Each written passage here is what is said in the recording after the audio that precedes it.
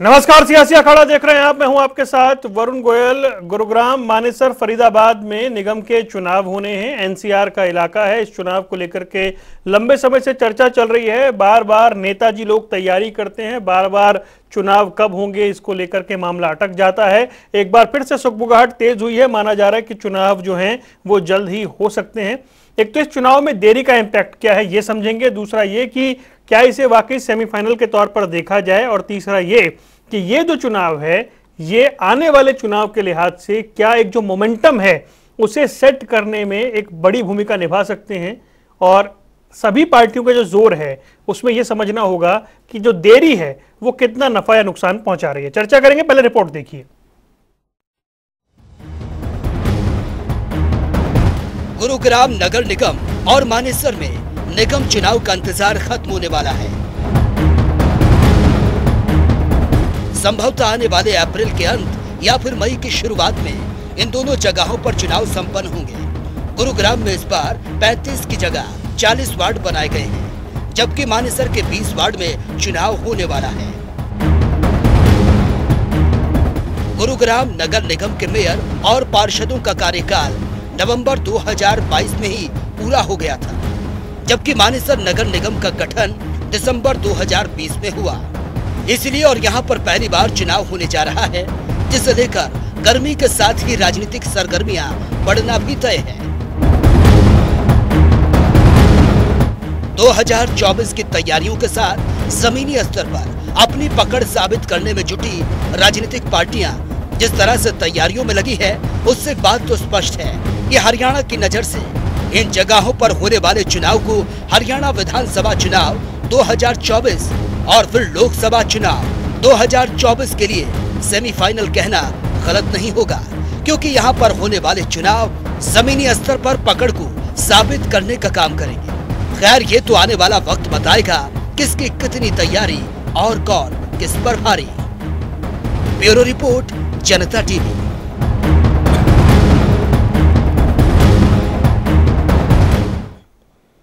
और हमारे साथ कई खास मेहमान जुड़ रहे हैं। हमारे साथ बजरंग दास गर्ग हैं, कांग्रेस का पक्ष रखने के लिए। ओंकार सिंह, इंडियन नेशनल लोकदल के प्रवक्ता हैं। अनुराधा शर्मा, आम आदमी पार्टी का पक्ष रखने के लिए हमारे साथ हैं। डीपी कौशिक हमारे साथ जुड़ेंगे, भारतीय जनता पार्टी के प्रवक्ता। आप सभी का बहुत बहुत स्वागत है। बजरंग दास जी, सबसे पहले तो मुझे ये बताइए कि ये चुनाव में देरी जो बार बार हो रही है, आपको क्या वजह लग रही है? आखिर मूल वजह क्या है? क्योंकि निगम के चुनाव है, एनसीआर के चुनाव है और इनकी अपनी वैल्यू है। देखिए गोयल साहब, सरकार को पता है कि आज सरकार से हर एक नागरिक दुखी है और सरकार का टुकड़ा साफ होना तय है। इसलिए सरकार लगातार चुनावों को लेट कर रही है।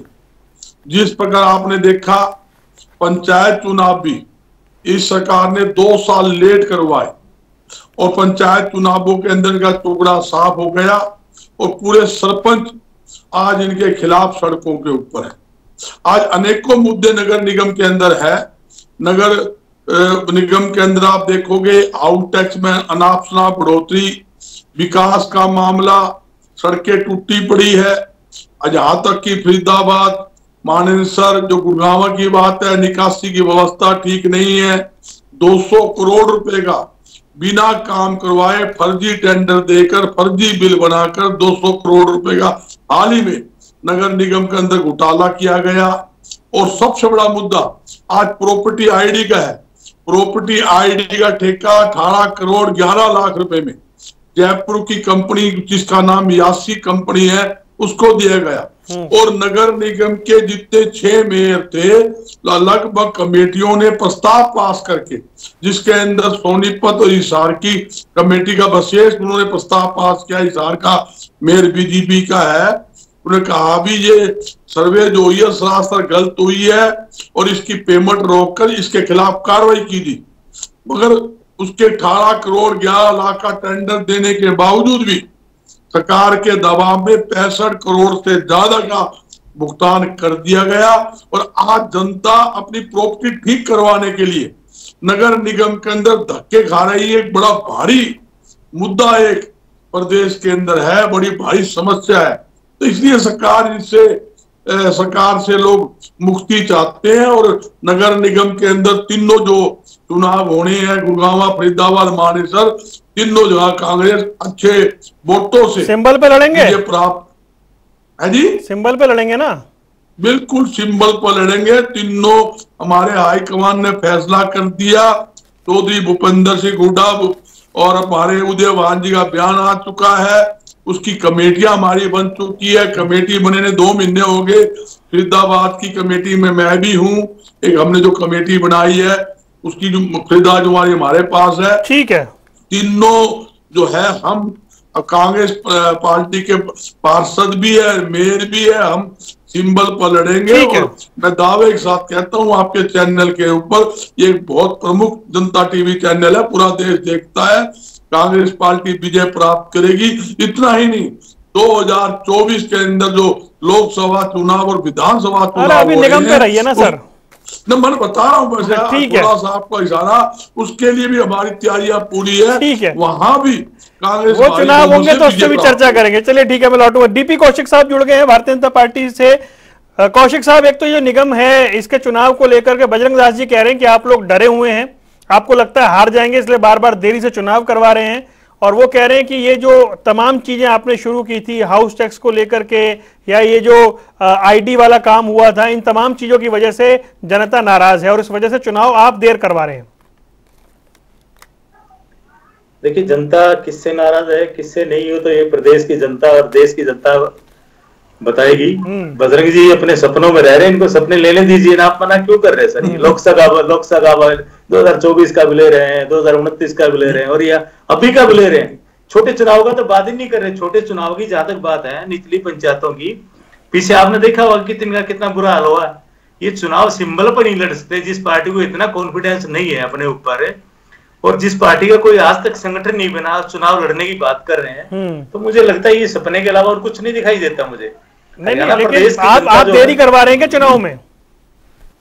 सर देखिए, जो चीजें देरी हम नहीं करवा रहे, टेक्निकल इश्यू है, उसको शॉर्ट आउट करते करते टाइम लग रहा है। हमें देर से चुनाव करने में हमें क्या बेनिफिट है? भाई वो कह रहे हैं आप डर रहे हैं इसलिए आप देर करवा रहे हैं। पीछे ही बनी है, आगे ही बन रही है, तो हम क्यों कराएंगे चुनाव छोटे? बताइए, डिले किस लिए कराएंगे? हमें कोई मतलब है डिले से। हम तो चाहते हैं कल चुनाव हो जाए, लेकिन जो चीजें उलझी हुई हैं उनको सुधारने में टाइम लग रहा है। वार्ड बंदी का जो टाइम था वो हमारा ऑलमोस्ट सारी जगह काम कंप्लीट हो चुका है और बहुत जल्द चुनाव की घोषणा भी हो जाएगी। अच्छा चलिए, लगता है कि जी, मतलब मेरा एक और सवाल का जवाब दीजिए, फिर 2 मेहमानों के पास जाना है। ये जो चुनाव है ये आपके लिए टेस्ट की तरह रहेगा, आपके कामकाज में मोहर के लिए उस लिहाज से रहेगा चुनाव? क्या करें सर? आवाज ये जो चुनाव होगा, ये जो निगम के चुनाव होंगे फरीदाबाद, मानेसर, गुरुग्राम में, ये आपके कामकाज पर मोहर के लिहाज से देखे जाएंगे क्या? देखिए, भारतीय जनता पार्टी की सरकार चाहे सेंटर की हो चाहे हरियाणा प्रदेश की सरकार हो, बिल्कुल हम काम की डिलीवरी जो है वो लोगों को पसंद है। और जो लोग चाहते हैं माननीय मोदी जी को हरियाणा में हमारी जो सरकार है उसके कार्यक्रम जो हमने किए हैं, जो हमारी योजनाएं हैं, उनको लेकर पूरा प्रदेश इससे बात से खुश है। और वाकई चुनाव में हमारी देख ली बहुत बड़ी जीत निश्चित है, इसमें कोई दो राय नहीं। चलिए ठीक है। ओमकार सिंह जी, भाई ये जो चुनाव है निगम का बड़ा महत्वपूर्ण चुनाव है, एक तो देरी तो हो ही रही है, तैयारी के लिहाज से इनेलो कहां खड़ी है? वरुण जी, मैं भाई अभय सिंह चौटाला जी ने पहले ही स्पष्ट कर दिया था, क्योंकि वो पद परिवर्तन यात्रा कर रहे हैं और यात्रा भी तकरीबन 7 महीने चलनी है। हर रोज तकरीबन 25 किलोमीटर चल रहे हैं और एक हल्के में 3 दिन रुकी है। इसलिए हम ये चुनाव सिंबल पर नहीं लड़ेंगे, ये उन्होंने पहले ही स्पष्ट कर दिया था जब परिवर्तन यात्रा शुरू करी थी। हाँ, जहां तक तैयारियों का सवाल है, देखिए इनेलो एकमात्र ऐसी पार्टी है जहां ऐसा कोई क्लेश नहीं है जैसा कांग्रेस में है, जिला प्रधान नहीं है, हल्का प्रधान नहीं है, संगठन नहीं है। संगठन हमारा बढ़िया है, चुनाव हम बहुत संजीदगी से लड़ेंगे और अच्छी उसमें परफॉर्मेंस भी आएगी। ये ठीक है कि हमारा गांव में दबदबा ज्यादा है, लेकिन शहरों में भी हमारी बहुत अच्छी पैठ बनी है। अब जब से भाई साहब ने पद परिवर्तन यात्रा शुरू की है, तब से रोज उनके साथ हजारों की संख्या में लोग जुड़ रहे हैं, यात्रा में साथ दे रहे हैं। आपने भी देखा होगा, आपने कवर भी किया होगा, तो अच्छी इसमें परफॉर्मेंस रहेगी हमारी और तैयारी भी ठीक। चलिए ठीक है। अनुराधा जी, क्योंकि ये एनसीआर का चुनाव है, दिल्ली से लगते इलाके हैं, उस लिहाज से आप तो हरियाणा में सबसे ज्यादा उम्मीद इसी चुनाव से कर रहे होंगे। वरुण जी, बिल्कुल हम जीत की पूरी उम्मीद के साथ में चुनाव की तैयारियों में लग चुके हैं और लगभग सभी वार्डों में हमने अपने प्रत्याशी भी खोज लिए हैं। बहुत जल्दी चुनाव को लेकर समितियां घोषित की जाएंगी। प्रभारी हमारे तय हो चुके हैं, जैसे गुड़गांव नगर निगम का डॉक्टर सुशील गुप्ता को प्रभारी बनाया गया है, अशोक तंवर जी को फरीदाबाद का बनाया गया है, निर्मल जी को मानेसर का बनाया गया है। तो पूरी मुस्तैदी के साथ पार्टी जी जान लगाकर इस चुनाव को लड़ेगी। पहले भी हमने जब निकाय चुनाव लड़े, पंचायत के, जिला परिषद के चुनाव लड़े, तो आपने देखा पहले चुनाव में आम आदमी पार्टी ने 10.5% वोट लिया। जिला परिषद के चुनाव में हम 3% वोट लेके आए, 14 सीटें लेके आए। तो हमें लगता है कि लोग परिवर्तन चाह रहे हैं। आज भारतीय जनता पार्टी की जो प्रशासनिक व्यवस्था है वो पूरी तरह से फेल है। आप गुड़गांव के अंदर आप देखेंगे तो जगह जगह समस्याओं के अंबार लगे हुए हैं। मुझे, आप खुद गुड़गांव में रहते हैं, ज्यादा विस्तार में जाने की जरूरत नहीं है। अभी घोटालों का जिक्र हो रहा था, 200 करोड़ का फर्जी बिल बना के घोटाला कर दिया। आप देखिए एडवर्टाइजमेंट मामले को लेके कितना बड़ा घोटाला है, प्रॉपर्टी आईडी को लेकर घोटाला है, लोगों के हाउस टैक्स को लेके सारा मामला गड़बड़ है, पूरा रिश्वत का बाजार खुला हुआ है। तो इन सारी चीजों को जनता देख रही है। आप विश्वास कीजिए, ऐसा कोई वार्ड गुड़गांव नगर निगम के अंदर नहीं है, मैं साथ चल के दिखा सकती हूँ, कि जहां सीवर ओवरफ्लो की दिक्कत ना हो, जहां पीने के पानी में गंदा पानी मिलके आ रहा हो ये समस्या ना हो, जहां लोगों के रास्ते टूटे हुए हैं। इतनी बदहाली, मैं करीब 35 साल से गुड़गांव के अंदर रह रही हूँ, मैंने ऐसा बदहाल सिस्टम कभी नहीं देखा, किसी सरकार का नहीं देखा। तो हमें पूरा विश्वास है कि जनता परिवर्तन लाएगी और परिवर्तन लाने में आम आदमी पार्टी बहुत बढ़िया जीत अपनी दर्ज कराएगी नगर निगम गुड़गांव के। ठीक है बजरंग दास जी, देखिए दो बातें हैं। एक तो ओंकार सिंह जी कह रहे थे कि कांग्रेस का संगठन ही नहीं है, आपके यहाँ जो झगड़ा है वो निपटा ही नहीं है, तो आप लोग चुनाव को लेकर के मतलब आपकी तैयारी कैसी है उस पर वो सवाल उठा रहे हैं। डीपी कौशिक साहब कह रहे हैं आप सपने ले रहे हैं जीत के। देखो, सपना लेना सभी को अधिकार है। अभी सपने पर सरकार ने टैक्स नहीं लगाया, पर मोदी साहब ने पता लग गया कि लोग सपने लेते हैं, इसके ऊपर भी मोदी साहब जीएसटी लगा देंगे। वे सपने फ्री में क्यों ले रहे हो? जब भारत के अंदर आप सपने लोगे उस पर टैक्स देना पड़ेगा। या आपने सपने की बात छेड़ दी, नहीं मैंने नहीं छेड़ी, वो तो कौशिक साहब ने छेड़ी भाई। कौशिक साहब की बात ही बता रहा हूँ। जो लोग दही पर, दूध पर, कपड़े पर, चीनी पर टैक्स लगा सकते हो, जिस तब से देश आजाद हुआ तब से आज तक कभी टैक्स नहीं लगा था, तो इनका भरोसा नहीं है। तो सांस लेने पे भी टैक्स लगा दे, सपने में टैक्स लगा दे। दूसरी बात, जहां तक कि मैं आपको बताना चाहता हूँ, ये वो सरकार है, इन्हें छोटे छोटे रेडी वाला और किराने वाला, जूते वाला, हर हलवाई है, धोबी, तेली, बढ़िया, कोई ऐसा नहीं छोड़ा कि होटल वाला है, कि हॉस्पिटल वाला है, बैंकेट वाला, सबके ऊपर नया एक भ्रष्टाचार का ट्रेड टैक्स ये भी हाल ही के अंदर इन्होंने नगर निगम, नगर परिषद के माध्यम से लगाया है। लोगों को तंग करने की जितनी इनकी कोशिश हो सकती है, जितना जनता की जेब में से ये पैसे निकाल सकते हैं, वो जबरन। नहीं बजरंग दास जी, मेरे सवाल का जवाब दीजिए ना। ओंकार सिंह जी ये कह रहे हैं कि आपका संगठन ही नहीं है, वो कह रहे हैं आपका संगठन ही नहीं है। यही गोयल साहब बता रहा हूं, जहां संगठन की बात है, अगर हरियाणा में सबसे मजबूत कोई संगठन है और मुख्य विपक्ष की भूमिका कोई निभा रहा है तो कांग्रेस पार्टी। तो संगठन कागज पे तो नहीं है ना। मैं सुनो गोयल साहब, फिर सारे प्रधान जी हैं, प्रधान जी नहीं है। हम मेरी सुनिए बात, जहां संगठन की आपने सवाल किया, मैं जवाब देना चाहता हूं। पूरे प्रदेश का संगठन बन चुका है, पीसीसी के डेलीगेट बन चुके हैं, जितने भी हमारे सेल है प्रदेश के टोटल की इकाइयां बन चुकी है। हमारे जिले के प्रभारी बन चुके हैं, ब्लॉक के प्रभारी बन चुके हैं, शहर के प्रभारी बन चुके हैं, जिला के कन्वीनर बन चुके हैं। आज से हाथ जोड़ो, ये प्रभारी कन्वीनर बन चुके हैं। सिर्फ एक लिस्ट आनी बाकी है, वो जिला प्रधान की। बस उसके अलावा कोई भी बाकी नहीं। आप देखिए, आज पूरे डेली आप देखोगे, परसों ही आपने देखा 26 तारीख को 65 व्यक्ति हर एक पार्टी के लोगों ने पार्टी छोड़कर अलविदा करके कांग्रेस पार्टी ज्वाइन की है। उससे हफ्ता पहले सैकड़ों लोगों ने ज्वाइन की। डेली लोग सैकड़ों की तादाद के अंदर कांग्रेस पार्टी ज्वाइन कर चुके हैं और जनता का मन बन चुका है। मैं अपनी तरफ से नहीं कह रहा, मैं जनता की तरफ से कह रहा हूं। जनता ये देख रही है 2005 से लेकर गोयल साहब 2014 के अंदर जो हमने ऐतिहासिक फैसले लिए गरीबों के हक के अंदर, व्यापारी के हक के अंदर। मैं एक बात बताना चाहता हूं, हमने हमारे 10 साल के कार्यकाल में एक भी आइटम पर नया टैक्स नहीं लगाया, बल्कि 138 आइटम पर 138 वस्तुओं पर हमने टैक्स कम किए, टैक्स हटाए। मैं नाम दे सकता हूं। ये वो सरकार है, इन्होंने तो टैक्स पर टैक्स लगाने का काम किया। ठीक, बजरंग लाल जी जवाब लेता हूं। हमने गरीबों के लिए 20 रुपए किलो दाल देने का काम किया। अरे सर निगम पे रखिए ना चर्चा। 2 रुपए किलो निगम भी ले रहा हूं मैं, तो लोगों के इसकी बात बताऊंगा तो लोगों को पता लगेगा। चलिए मैं जवाब लेता हूं भाई। डीपी कौशिक साहब, ठीक है, गर्ग साहब दोबारा आता हूं आपके पास। तंग नहीं किया जी, हमने लोगों के इसके अंदर काम किया है। हमने पार्टी बाजी से उठ के काम किया। ठीक, राजनीतिक दल ये बता दे बजरंग लाल जी रुक जाइए पार्टी के साथ। अच्छा ठीक है, रुकिए नेता के साथ अब रुक जाइए करी हो या किसी के, ठीक है रुक जाइए, रैली मत करिए ना, रुक जाइए। डीपी कौशिक साहब मुझे ये बताइए कि जो मैं बाकी लोगों को सुन रहा हूं वो कह रहे हैं भाई जो करप्शन के आरोप निगम में लग रहे हैं, जो काम नहीं हो रहे हैं, जो नालियां सड़कें खड़ंजे ये सब की जो दशा है, इसके आधार पर वो लोग वोट मांगने जा रहे हैं। कैसे मुकाबला करेंगे, कैसे काउंटर करेंगे आप? गोयल साहब देखिए, जिस तरह बजरंग जी कह रहे हैं 10 साल का राज इन्होंने देखा होगा। आज भी वो गलियां, वो टॉयलेट, वो जो सड़कें, जैसे आपने केएमपी का मैटर भी देखा होगा, इनके राज में क्या हुआ था वो तो ये जानते हैं सारी अच्छी भली बात।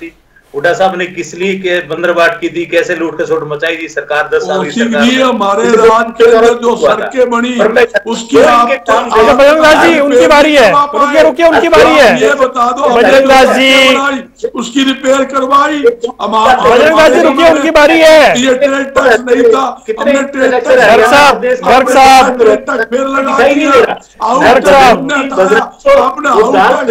रुक जाइए, अपने कोरोना के समय के अंदर गर्ग साहब ना करिए ऐसा। गर्ग साहब रुकिए, अरे उनकी बारी है। गर्ग साहब रुक जाइए,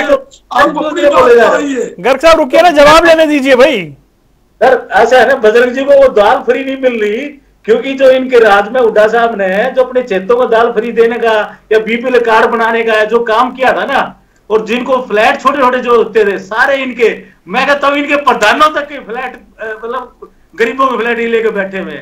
जितनी इन्होंने देश को प्रदेश को लूटा है ना, शायद इसलिए सत्ता से बाहर है ये।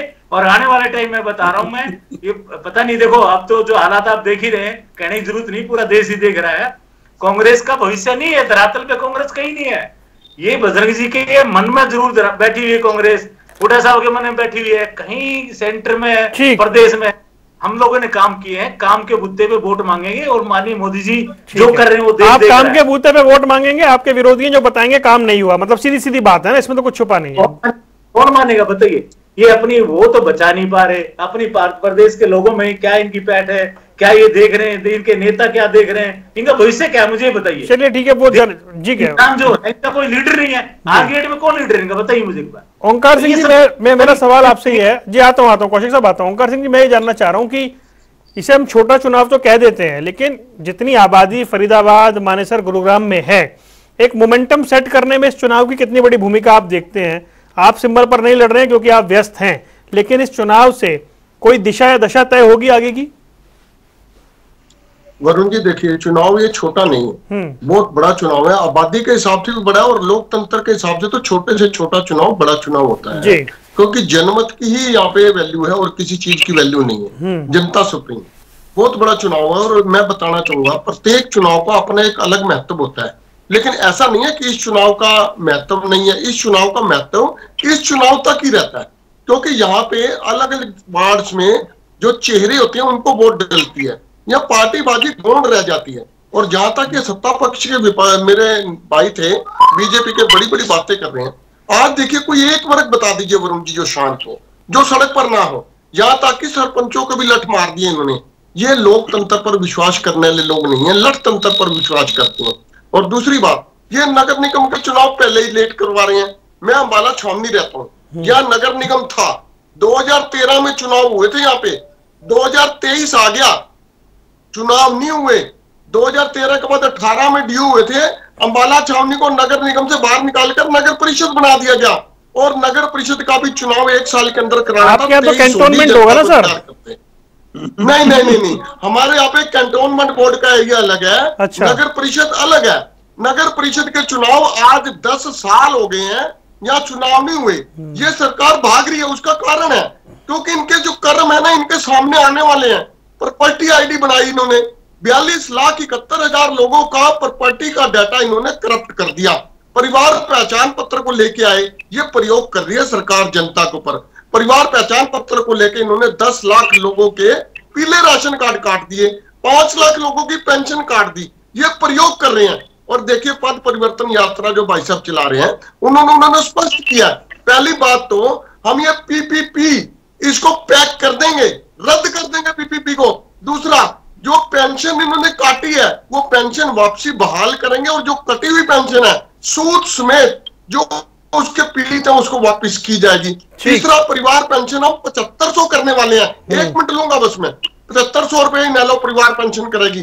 प्रत्येक परिवार में से एक रोजगार, सरकारी नौकरी को जो पढ़े लिखे हैं उसको रोजगार देंगे। अगर रोजगार नहीं दे पाए 21,000 रुपया, कहना नहीं, 21,000 रुपया बेरोजगारी बताओ उस परिवार ये तो जब इनेलो सत्ता में आएगी तब ना सर, तो निगम की बात करते हैं। मैं बताता हूँ, एक परिवार को 1 सिलेंडर 1 महीने में फ्री दिया जाएगा और एक गृहिणी को 1100 रुपए महीना देंगे। एक बात और बताऊंगा, जब चौधरी देवीलाल जी ने पहली बार कहा था ना, मैं किसानों का 10,000 तक का कर्जा माफ करूंगा, पहली बार कहा था मैं 100 रुपए पेंशन लगाऊंगा, पहली बार कहा था मैं शगुन योजना 5100 जो करवाऊंगा, तब चौधरी बंसीलाल जी कहते थे यह सरकारी खजाने में से कैसे दे देगा। लेकिन सत्ता आते ही चौधरी देवीलाल जी ने पहली कलम से तीनों काम किए थे, इतिहास गवाह है। और अभी आप कह रहे हो ना सत्ता कैसी आएगी, सत्ता जनता में देनी है। सत्ता कैसे आएगी, मैं तो कह रहा हूँ अभी निगम के चुनाव है ना सर, उस पर बात करते हैं ना अभी तो। वरुण जी मैं बताता हूँ, सत्ता जनता ने देनी है ना। जब जनता को पता लगेगा कि इनेलो की ये योजनाएं हैं, जनता इन लुटेरों के साथ क्यों जुड़ेगी? चलिए ठीक है, किस कारण से जुड़ेगी? सत्ता जनता ने देनी और जनता इस बार चुनाव में इसीलिए तो हम निगम चुनाव की बात कर रहे हैं ना कि उसमें क्या होने जा रहा है। अनुराधा जी, मेरा सवाल वही था। निगम चुनाव में बता रहा हूँ, निगम चुनाव में भी हम जिसको समर्थन देंगे वो कैंडिडेट जीत के आएंगे। ठीक है अनुराधा जी, क्योंकि बड़ी आबादी का क्षेत्र है, सघन आबादी का क्षेत्र है, एक बड़ा इंपैक्ट इस चुनाव का रहता है। इनेलो सिंबल पर लड़ नहीं रही है, बाकी सभी पार्टियां सिंबल पर लड़ रही हैं। ये चेहरे की जीत होगी या पार्टी की जीत इसे माना जाएगा? मोमेंटम तो क्रिएट होगा ना इस चुनाव से। देखिए वरुण जी, ऐसा है, करीब 7.5 लाख वोट है नगर निगम के अंदर, ज्यादा ही होंगे, और 40 वार्ड है। इतना बड़ा चुनाव चेहरे के ऊपर लड़ा जाए ये मुझे नहीं लगता। इतने बड़े चुनाव में जब लोग वोट करते हैं तो सीधा सीधा पार्टी की मंशा, पार्टी के काम को देख के और पार्टी का पिछला रिकॉर्ड देख के वो लोग वोट करते हैं। मैं अभी बात सुन रही थी अपने साथी प्रवक्ताओं की, कौशिक जी की भी और अपना सरदार जी की भी बात मैं सुन रही थी। देखिए क्या होता है कि है ये सबसे छोटी सरकार, वार्ड का चुनाव है, लेकिन ये चुनाव सीधा सीधा आप जनमानस के रोज की दिनचर्या से जुड़ी हुई समस्याओं का चुनाव होता है। इसमें बड़े मुद्दे नहीं, जिन मुद्दों से रोज लोग जूझते हैं, जिन समस्याओं का लोग रोज सामना करते हैं, उनसे जुड़ा हुआ ये चुनाव होता है। और इस मामले में जब भी प्रश्न उठेगा, भारतीय जनता पार्टी की अब तक की कार्यशैली पे प्रश्न चिन्ह लगा हुआ है। उसका कारण सिर्फ ये है कि लोग गली गली, मोहल्ले मोहल्ले इतने त्रस्त हैं, रोड जाम कर रहे हैं, किसान धरने पे बैठे हुए हैं, रोड में कर्मचारी है, शिक्षक हड़ताल पे गए हुए हैं, बच्चे हड़तालों पे बैठे हैं, स्कूलों में समस्याएं हैं, स्टेडियम में समस्याएं हैं, और तो और सरकारी हॉस्पिटल की हालत आप देखेंगे तो हैरान रह जाएंगे कि प्रसव के लिए भी महिलाओं के लिए सुविधाएं उपलब्ध नहीं है। तो इन सब चीजों को अनदेखा नहीं किया जा सकता, जनता सब देख रही है।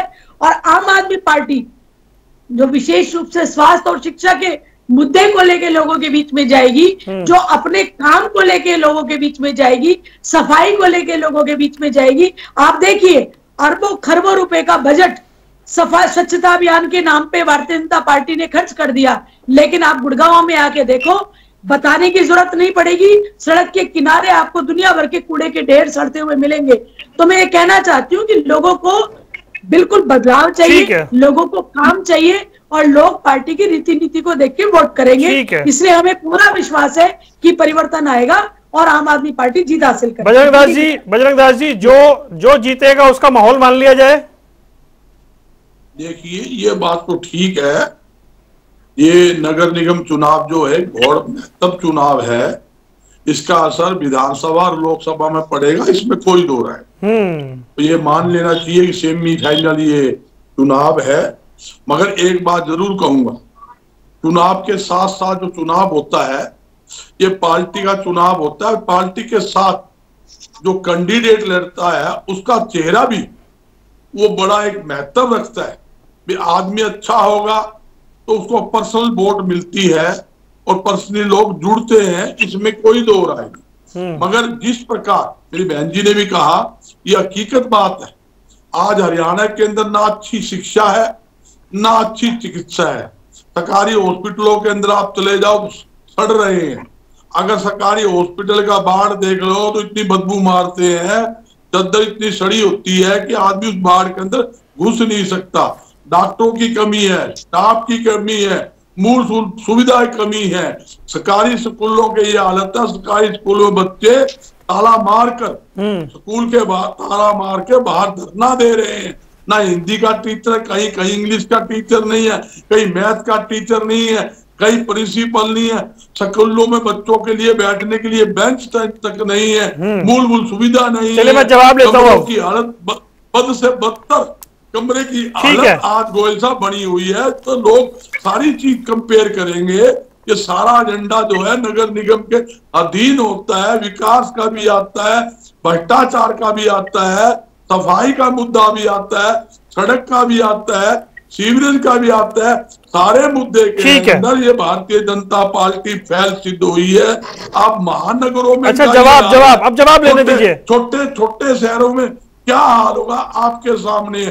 आज जिस प्रकार मैंने प्रॉपर्टी आईडी का मुद्दा बताया, आज बजरंग दास जी जवाब लेने दीजिए, बहुत सारी बातें आ गई आपकी, मैं जवाब तो ले लूं। डीपी कौशिक जी, मुझे ये बताइए कि ये जो चुनाव है इसे सेमीफाइनल मानेंगे आप? ये जो चुनाव है ये आगे की दशा और दिशा तय करेगा हरियाणा की। ये जो चुनाव है उससे पता लगेगा किसका माहौल है, इसलिए चुनाव चुनौती है। देखिए वरुण जी, इसमें कोई दो राय नहीं है, चुनाव बहुत मायने रखता है आगे विधानसभा लोकसभा के लिए। पर जहां तक जिस तरह मेरी बहन अनुराधा जी बोल रही थी, ये तो हमारी बहुत सीनियर है, हमारी बहन है बड़ी भी, उन्होंने भारतीय जनता पार्टी का राज भी देखा है कि तो बहुत बड़ी सदस्य रही है उनकी। चलो जो चीजें मन मुटाव हो जाते हैं इन चीजों का, पर मैं बजरंग जी की जहां तक बात करूं, इन्होंने इतनी बातें गिनवा दी जैसे 10 साल पहले 7 साल पहले बड़ा राम राज था इस हरियाणा के अंदर। ये छोटी छोटी बातों लेके बैठते हैं, इनके पास मुद्दा हमारे राज के अंदर बता दो, एक भी सरकारी स्कूल बंद हो गए, एक का नाम गिना दो। आपके राज के अंदर 1000 से ज्यादा स्कूल बंद हो गए। अब ये छोटी बात है, स्कूल के बच्चे जिस मंदिर में पढ़ते हो उस मंदिर के ताला मार के बाहर दरी पे बैठे, इससे बड़ी शर्म की बात हो सकती है कि आपके सामने आपने भ्रष्टाचार का जिक्र कोशिश नहीं किया था। मैं बताना चाहता हूँ प्रॉपर्टी हाल में आपकी सरसों घोटाला, आपके राज्य के अंदर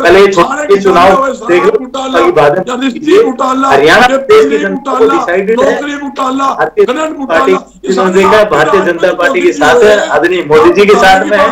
इनको जो करने दे देश के अंदर, प्रदेश के अंदर हर वर्ग खुश है। देखिए जहां तक ये कह रहे हैं वो रोड पे बैठा है, ये बैठा है, जहां काम होता है ना तो मनमुटाव भी वहीं पे होता है। ये जो काम ही नहीं करेंगे तो कौन किसके लिए बोलेगा। जो सरकारी आपके जो कर्मचारी है, प्रदेश की सरकार की हमें चिंता है, उनका तो आपको कहां से चिंता है? आप सेंड कीजिए, फिर देखेंगे हम लोग क्या हरियाणा प्रदेश को आपको वोट कोई बिरादरी छोटी क्या, सरकारी छोटी किसान छोटा नहीं, सरकार छोटा नहीं, महिला अपने आंगनबाड़ी महिला अपने छोटी अपने लाठीचार्ज करके पार्टी के संगठन के बारे में सोचिए। चलिए सर रुकिए, ऐसे तो बात नहीं बनेगी। अगर दोनों एक दूसरे पर बोलेंगे तो कोई बात ही नहीं समझ आएगी। फिलहाल रुकिए अब, क्योंकि निगम का चुनाव है और वो आने वाला है, तो समझना ये कि चुनाव किस तरह का रहने वाला है। आप चारों मेहमानों का जुड़ने के लिए बहुत बहुत शुक्रिया। सियासी अखाड़ा देख रहे थे आप, यहाँ रुकने कुछ देर के लिए। खबरों का सिलसिला लगातार जारी है।